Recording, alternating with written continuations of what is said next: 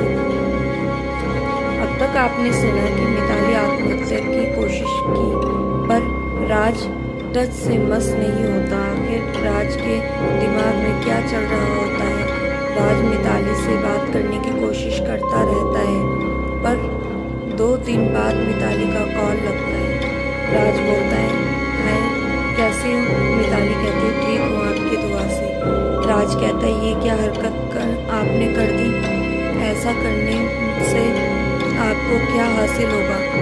तुमने किसी के बारे में कुछ सोचा भी नहीं? मिताली कहती है, जो भी हुआ अच्छा ही हुआ, और आपको अब फिक्र करने की ज़रूरत नहीं। अब कोई पागलपन नहीं होगा। मैंने फैसला कर लिया है। अब मैं परिवार वालों ने तय किए हुए रिश्ते के साथ ही आगे बढ़ूंगी। मिताली के बोलने के भाव बदल चुके थे। राज कहता है, अच्छा है ना, कितने दिनों से समझा रहा था पर तुम समझ नहीं रही थी। मिताली कहती है, हाँ, आपकी बात को समझने के लिए मुझे मौत की दहलीज तक जाना पड़ा, तब जाके बात समझ आई। राज चुपचाप सुनता रहता है। उसके पास कोई शब्द ही नहीं कहने को। अंदर ही अंदर उसे बहुत घृणा होती है। मैं आपसे पर कुछ नहीं कहना। राज बोलता है, चलो तुम आराम करो, वैसे भी डॉक्टर ने तुम्हें आराम करने को कहा। मिताली कहती है, हाँ सही कहा। बहुत ही छोटे वार्तालाप से बात को खत्म करके फोन कट करते हैं दोनों। बातों का सिलसिला दोनों में चालू है, पर अब वो जिद नहीं, वो पागलपन। उस हादसे के बाद मानो ईद का चांद ही हो गया। आग आज भी मिताली के अंदर पनप तो रही थी, पर उस आग की लपटें राज की ओर आने ही नहीं देती थी।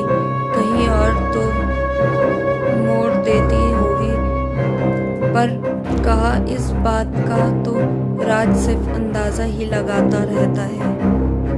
कुछ ही दिनों में मिताली की शादी की तारीख तय हो जाती है। ये बात मिताली राज को बताती है। मिताली कहती है, हेलो, मेरी शादी की तारीख तय हो गई। राज कहता है, अच्छा, कब की तारीख होती है? मिताली कहती है, आज से पूरे 25 दिनों बाद हमारा जनाजा उठेगा। हो सके तो कांधा देने का वक्त निकाल लेना। राज कहता है, क्या?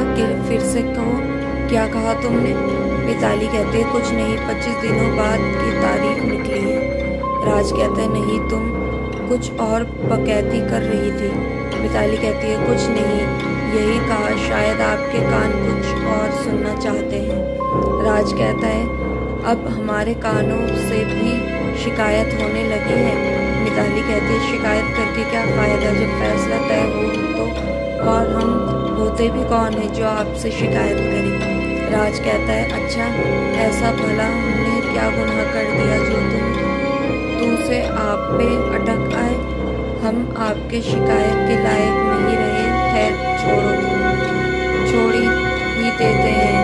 इस बात पे हम बहस ही क्यों कर रहे हैं? मिताली कहती है, हाँ वही तो, आपसे एक काम बखूबी होता है छोड़ने का, धीरे से कहती है। पर राज वो शब्द सुन लेता है, पर कोई पलट के जवाब नहीं देता, टाल देता है। राज कहता है, जो तुम्हारी मर्जी, मुझे काम है तो हम बाद में बात करते हैं, ठीक है? मिताली कहती है, हाँ, मैं तो फोकट बैठी हूँ, मुझे कई काम काज भी नहीं है।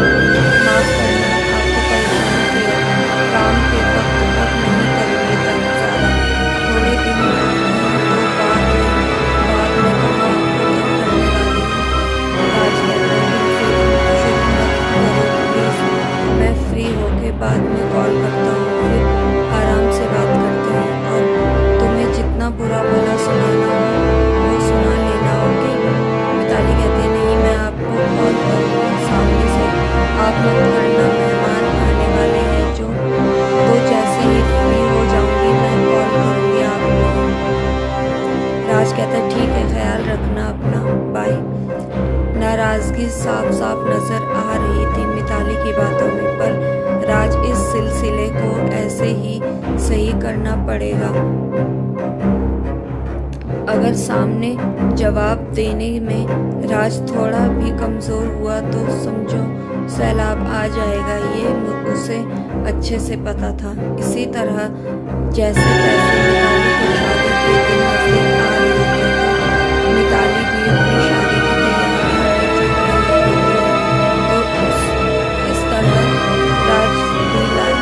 राज भी सामने से बात नहीं करता जब तक मिताली का कॉल नहीं आता। फिर भी मिताली रोज राज को दिन में उसके बाहर आने जाने के टाइम, खाने के वक्त, उठने बैठने के वक्त, सब वक्त जो 1 सेकंड की देरी नहीं होती बात जरूर करती। भले ही पहले जैसे नहीं, पर रूटीन तो उसने छोड़ा ही नहीं। ऐसे ही शादी में रह दे के कुछ ही दिन बचे थे। एक दिन दोनों फोन पे बोलते हैं। राज बोलता है, अच्छा मिताली बताओ तुम्हें क्या चाहिए। मिताली कहती है, सही में मुझे मिलेगा जो मैं मांगूंगी। राज कहता है, अरे पगली, मैं तुम्हारी शादी में तोहफा क्या चाहिए उसकी बात कर रहा हूँ। मिताली कहती है, तो कहाँ कुछ और बात कर रही हूँ मैं। आप क्या सोच रहे हैं, मुझे क्या पता। वैसे आपको क्या लगा मैं क्या मांगने वाली हूँ। राज कहता है, कुछ नहीं, छोड़ो, सही बताओ ना क्या चाहिए।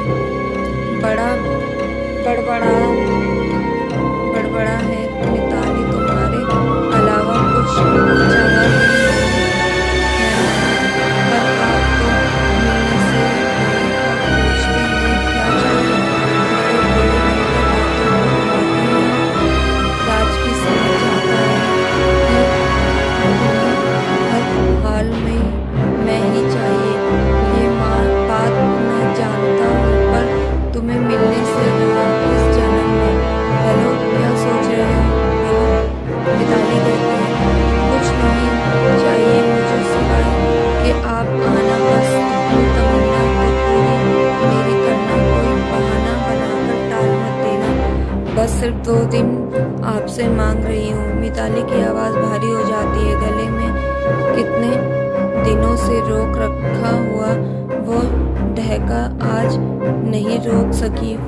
वैसे तो रोती तो हर रोज थी, पर उस हादसे के बाद राज के कानों तक सिसकियां पड़ने ही नहीं देती थी। पर वो नाकाम रही, बांध टूट ही गया। राज कहता है, अरे पगली, रोना बंद करो। मैं कोई बहाना नहीं करूँगा, मैं आऊँगा, पक्का आऊँगा, कोई बहाना नहीं करूँगा। मिताली कहती है, आप अपने आप को साथ लेते आना, उन्हें कहीं भूल मत जाना।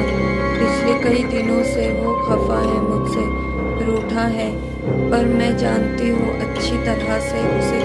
और उसकी आधी ही बात पे मिताली कॉल काट देती है। रोते रोते उधर राज मिताली को कॉल करता है, पर मिताली फ़ोन बंद करके बैठी होती है। राज परेशान हो जाता है, फिर कविता को कॉल करके उसके पास भेजता है, पता लगाने को जाके देखो कि क्या वो ठीक है। ज़्यादा दिन तो नहीं हुए उस हादसे को, एक डर लगा रहता था उस राज को हर वक्त कुछ अनहोनी नहीं होनी चाहिए। कुछ ही देर बाद कविता के फ़ोन आता है, पर मिताली बोल रही होती है चिल्लाकर। मिताली कहती है, नहीं, कोई कदम उठाऊंगी क्या? मैं अपनी मर्जी से रो भी नहीं सकती, और मुझे ये भी पता है मेरा रोना आपसे सहे नहीं जाता, इसीलिए मोबाइल बंद किया है। अब खुश रखिए फ़ोन, हमें आपसे कोई बात अभी नहीं करनी, कह के कविता को दे देती है। कविता कहती है, मैं यही हूँ, आप परेशान न होइए, ऐसी कोई बात होगी तो मैं ज़रूर बताऊँगी। राज कहता, ठीक है, कह के फ़ोन पे इधर राज उलझन में है कि मिताली की शादी में क्या करे, वो जाए या ना जाए। अगर गया तो उसे मुझे देखकर मिताली कमजोर हो जाएगी, या इस बार फिर से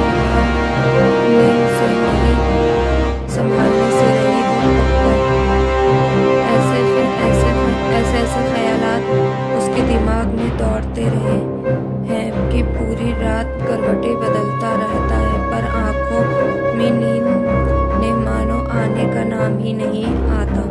कुछ दिनों बाद आखिरकार जिस दिन का डर था वो दिन आ ही गया। मिताली के शादी की तारीख आ गई थी। अगर राज को जाना हो तो अगले दिन उसे निकलना होगा। राज का दिल रेडी नहीं था कि जाके मिताली की शादी अटेंड करे। फोन पर मिताली को तसल्ली देता रहता था, मैं आऊँगा, पर अब जाने का वक्त आया तो उसके पैर नहीं उठ रहे थे। फिर भी फैसला तो लेना ही था, राज को जाए या नहीं। क्या फैसला लिया होगा राज ने? यह कहानी जानने के लिए मेरे चैनल को सब्सक्राइब कीजिए। मैं मिलती हूँ आपसे 20वें एपिसोड में अधूरी आवाज़ के। तब तक के लिए इजाज़त दीजिए।